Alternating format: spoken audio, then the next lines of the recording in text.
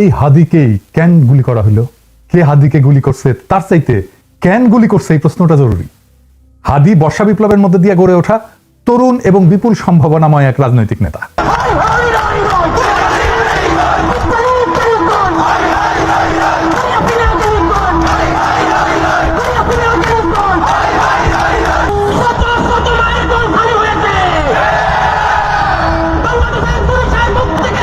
অনেকে আওয়ামী লীগের দিকে আঙুল তুলতেছে। আওয়ামী লীগ অবশ্যই বর্ষা বিপ্লবের প্রধান শত্রু, কোনো সন্দেহ নাই, কিন্তু আওয়ামী লীগ কি একা বর্ষা বিপ্লবের একমাত্র শত্রু? না। রাজনৈতিক দলগুলো যারা হাসিনা বিরোধী লড়াই করছে তারাও তো বর্ষা বিপ্লবকে ধারণ করে না। সরকারের মধ্যে বিপ্লব বিরোধী ধান্দাবাজ অবদার্থ ধ্বজভঙ্গ লোকেরা ঢুকেছে একের পর এক। প্রফেসর ইউনূস নিজের বউয়ের ডাক্তাররা ঢুকাইছে মন্ত্রী পরিষদে, বন্ধুর পোলারে ঢুকাইছে, তার গ্রামীণ ব্যাংকের লেসপেন্সার সব ঢুকাইছে, পলিটিক্যাল পার্টিগুলো তাদের নিজেদের লোকদেরকে ঢুকাইছে, এবং বেশিরভাগই অপদার্থ। না আছে এদের ম্যানেজমেন্ট স্কিল, না আছে পলিটিক্যাল নলেজ, না আছে সদিচ্ছা, না আছে শরীরে জোর। আওয়ামী লীগ অস্ত্র কিনে সশস্ত্র যুদ্ধের ডাক দিছে, অস্ত্র কিনে যুদ্ধ করার কথা ঘোষণা দিছে, একবার না বারবার, জেনেভায় যায় প্রকাশ্যে দিছে। দেখেন একের পর এক দেখান এইটা সেন।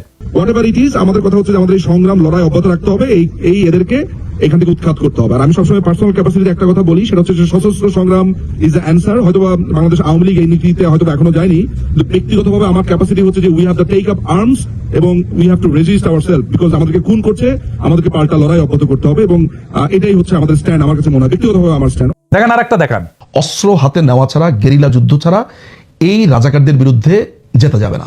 আমি আবার আপনাকে বলি যে সশস্ত্র সংগ্রাম, গেরিলা প্রস্তুতি, এগুলো আমাদের জন্য জরুরি এবং সেটা আমাদেরকে ভাবা শুরু করা উচিত। আমি মনে করি বাংলাদেশ আওয়ামী লীগের এসব পুতু রাজনীতি করার সুযোগ নাই।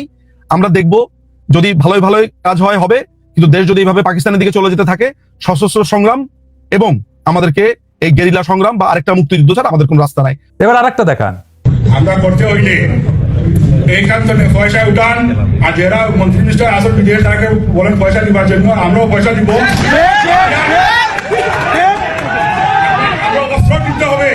অস্ত্র কিনতে হবে, আমরা যুদ্ধ করতে হবে মাঠে।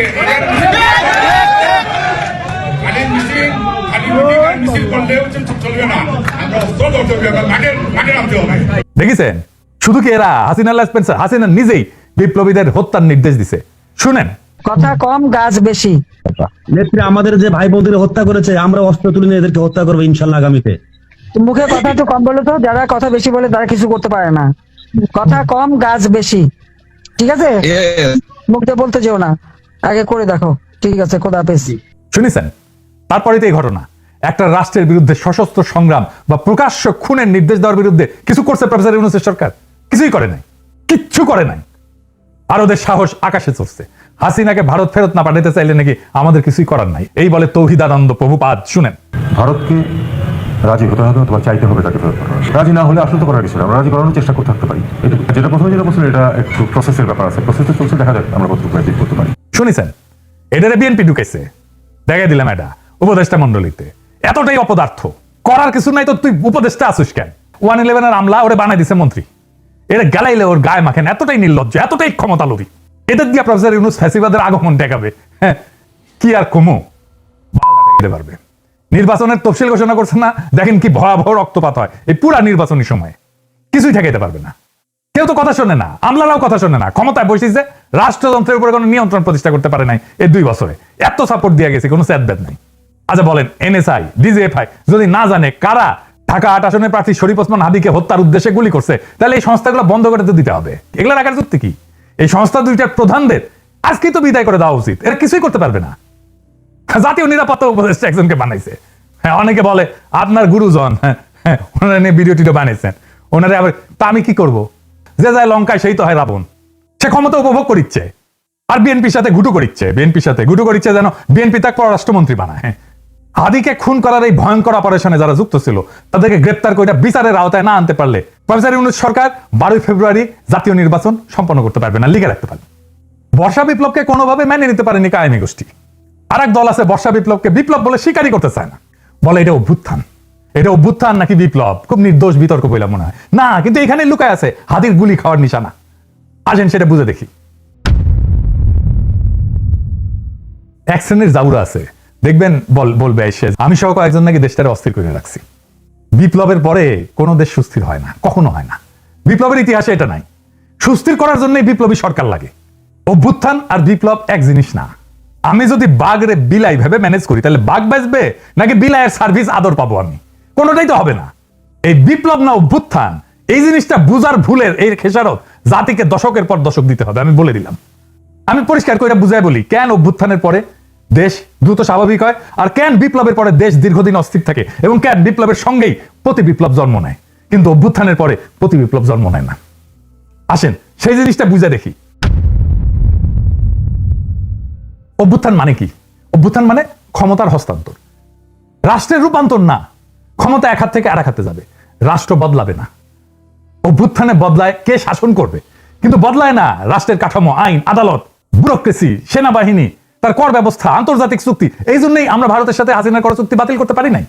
এই কারণে অভ্যুত্থানের পরদিন ব্যাংক খুলে যায়, অফিস চলে, পাসপোর্ট ইস্যু হয়, কোর্ট বসে, বিদ্যুৎ আসে, রাষ্ট্র কাজ করে। কারণ রাষ্ট্র তখনও জীবিত থাকে, শুধু চালক বদলায়। আর 2024 বর্ষা বিপ্লবে কি হয়েছে এটা চিন্তা করে দেখেন। থানা ফাঁকা হয়ে গেছে, পুলিশ নাই, পালায় গেছে। আদালত ফাঁকা হয়ে গেছে, বিচারপতিরা পালায় গেছে, প্রধান বিচারপতি সহ। হয় নাই? বিপ্লব মানে কি? বিপ্লব মানে শুধু শাসক বদল না। বিপ্লব মানে কে শাসন করবে, কেন শাসন করবে, কিভাবে শাসন করবে, কোন আইনে, কোন নৈতিকতায়, সব প্রশ্ন নতুন করে তোলে, নতুন করে ফয়সালা হয়। হান্না আরেন্ট বলছিলেন যে ইংরেজিতে লিখেছে, ইংরেজি যেহেতু লিখেছে ঠিকই লিখেছে, তাই না? আমি বাংলা কইরা বলি, বিপ্লব মানে নতুন কর্তৃত্ব তৈরি করা, নতুন কর্তৃত্বকে প্রতিষ্ঠা করা। বিপ্লব মানে পুরনো বৈধতা ধ্বংস, নতুন বৈধতাকে আনা। নতুন বৈধতাকে আনতে হয় বিপ্লবী সরকার দিয়া। সে বিপ্লবী সরকার যদি আপনি না করেন, আপনার বৈধতা, আপনার কন্ট্রোল, আপনার নিয়ন্ত্রণ, আপনার অথরিটি দাঁড়ায় না। প্রফেসর ইউনূসের অথরিটি দাঁড়ায়নি, এই জন্যই দাঁড়ায়নি। কেন হয় প্রতি বিপ্লব হয় বিপ্লবের পরে? কারণ বিপ্লব কাউকে না কাউকে বলে তোমার দর্শন ভুল, তোমার আদর্শ ভুল, তোমার বিশ্বাস ভুল, তোমার সম্পত্তি অবৈধ, তুমি দেশের শত্রু, তুমি জনগণের শত্রু। তাই যখন কেউ সব হারায় তখন সে লড়াই করে। অভ্যুত্থানে কেউ সব হারায় না, বিপ্লবে অনেকে সব হারায়। বিপ্লবে আওয়ামী লীগের সব হারানোর কথা ছিল, ভারতের সব হারানোর কথা ছিল, হারায় নাই, সব রক্ষা করা হয়েছে। তাই প্রতি বিপ্লব জন্মায় বিপ্লবের গর্ভেই। বিপ্লবী সরকারের দরকার পড়ে প্রতি বিপ্লব থেকে বিপ্লবকে রক্ষা করার জন্য। ইতিহাসে দেখেন, ইতিহাস কি বলে? শ্রীলঙ্কা তো প্রেসিডেন্ট পাচার দখল করে ফেলছিল না জনতা, ওইটা অভ্যুত্থান ছিল। দেশটা সুস্থির হইতে সময় লাগেনি। নেপালও কি হয়েছে? তাই হয়েছে না?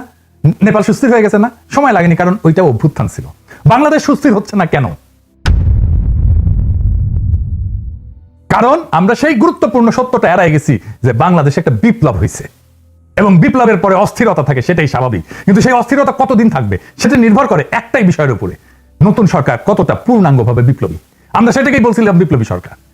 ইতিহাসে যেই সরকার বিপ্লবের ম্যান্ডেট নিয়ে, বিপ্লবী কর্মসূচি নিয়ে স্পষ্টভাবে পুরানো রাষ্ট্র ভেঙে নতুন রাষ্ট্র করে, সেখানে অস্থিরতা তুলনামূলকভাবে কম সময় দূর হয়ে যায়। কারণ সেখানে থাকে ক্ষমতা স্পষ্ট কেন্দ্র, আদর্শিক এবং রাজনৈতিক পরিচ্ছন্নতা। আর এইখানে না ঘরকা না ঘাটকা, বলে রাষ্ট্র সংস্কার করব, আর সব পুরানো কিছু সবকিছু রেখে দিছে। রাশিয়ায় 1917 সালে বিপ্লব হয়েছে, অস্থিরতা ছিল কিন্তু দ্রুত নিষ্পত্তি করে ফেলছিল বলশেভিকরা। অস্থিরতা দীর্ঘ হয়নি, যুদ্ধ ছিল কিন্তু দ্বিধা ছিল না। চীনেও কমিউনিস্ট সরকার পুরনো রাষ্ট্রের সঙ্গে আপোষ না করে নতুন রাষ্ট্র গড়ে তোলে। এইটাই বিপ্লবী চরিত্র, দ্রুত রাজনৈতিক স্থিতিশীলতা এনে দেয়। ভিয়েতনামও একই কথা, কর্তৃত্ব প্রতিষ্ঠা করতে হয় বিপ্লবী শক্তিকে। অন্যদিকে সরকার যেখানে না ঘরকা না ঘটকা, আধা বিপ্লবী, পুরানা এলিট আর নতুন শক্তির মধ্যে দোদুল্যমান, সেখানে অস্থিরতা লম্বা হয়। তাই হয়েছে প্রফেসর ইউনূসের সরকারে, পুরনো এলিট আর নতুন শক্তির একটা কোয়ালিশন হয়েছে। ফ্রান্সের বিপ্লব হয়েছে 1789 সালে। এরপরে দশক ধরে অস্থিরতা চলছে। মূল কারণ ছিল বিপ্লবের প্রশ্নে স্পষ্ট সিদ্ধান্তের অভাব। অর্থাৎ সমস্যাটা বিপ্লব না, সমস্যাটা হইল অসম্পূর্ণ বিপ্লব, বিপ্লবের পরে কর্তৃত্ব প্রতিষ্ঠা না করা। প্রফেসর ইউনূস কর্তৃত্ব প্রতিষ্ঠা করতে পারে নাই, আমাদের অনেক সাপোর্ট সত্ত্বেও। যত বেশি বিপ্লবী সরকার হয় তত দ্রুত ক্ষমতার প্রশ্ন মীমাংসিত হয়, তত দ্রুত দেশ স্থিতিশীল হয়। বিপ্লবকে যে থামায় দেয় যায় সরকার, অস্থিরতা তার পিছু ছাড়ে না, প্রফেসর ইউনূসেরও পিছু ছাড়বে না। কিন্তু বিপ্লব যে সম্পূর্ণ করে, স্থিতিশীলতার তার অনিবার্য ফল। আজকের অস্থিরতা, অরাজকতা সবকিছুর দায় ওই ছাত্রদের, যারা প্রফেসর ইউনূসের সরকার বানাইছে। এডিটর সাহেব, প্রফেসর ইউনূসের পেছনে ছাত্রদের ছবিটা দেখান, কারা কারা আছে। এই সব কয়টার দায়িত্ব এটা, এরাই প্রফেসর ইউনূসের সরকার বানাইছে। এই দায় নিতে হবে, ছাত্রদেরকে নিতে হবে, ওয়াকারকে নিতে হবে, রাজনৈতিক দলকে নিতে হবে, আসিফ নজরুলকে নিতে হবে, যারা এই সরকার গঠন করছে, সবার এটা দায়। এখন শেষ প্রশ্ন, কেন হাদি গুলি খায় অন্য কেউ না? এর কারণ হাদি শুধু জুলাই বিপ্লবী না, হাদি একজন আপাদ মস্তক ভারতীয় আগ্রাসন বিরোধী। ভারতীয় আগ্রাসন বিরোধী হয়ে বাংলাদেশে বাইসা থাকাটা মুশকিল। প্রেসিডেন্ট হইলেও বাইসা থাকা যায় না। জিয়ারে মরতে হয়েছে না, ইলিয়াস আলীকে মরতে হয়েছে না, সালাউদ্দিন কাদের চৌধুরীকে মরতে হয়েছে না, জামাত নেতাদেরকে মরতে হয়েছে না, আবরারকে মরতে হয়েছে না, হাদিকে নিয়ে কম কুৎসা রটনা করা হয়েছে। দেখেন এই মালটাকে চিনতে পারেন কিনা দেখেন। জুলাই গণ অভ্যুত্থানে হাদির অবদান কি দেখতে হবে না? এই গণ অভ্যুত্থানের সময়ে, গণ অভ্যুত্থানের পরেও হাদি নামে কাকে মানুষ চিনত না।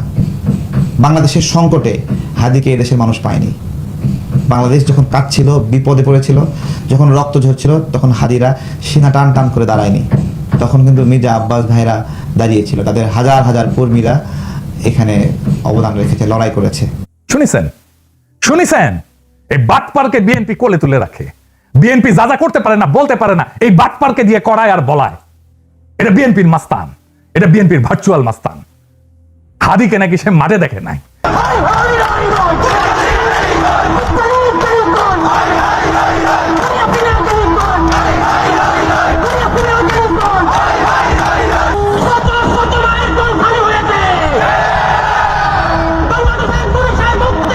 ওই বর্ষা বিপ্লবের হেডমাস্টার, ওর কাছে রোল কল করে বর্ষা বিপ্লবের স্টেক নিতে হবে। ওরে কিছু বললে বিএনপির বুদ্ধিজীবী ডাক্তার জাহেদ পর্যন্ত সেট করে ওঠে, কাইন্ডা শেষ হয়ে যায়। এই এপিসোড যখন রিলিজ হবে তখন হাদির ঠিক কি অবস্থা থাকবে আমি জানি না। এখনো পর্যন্ত হাদি ভালো আছে।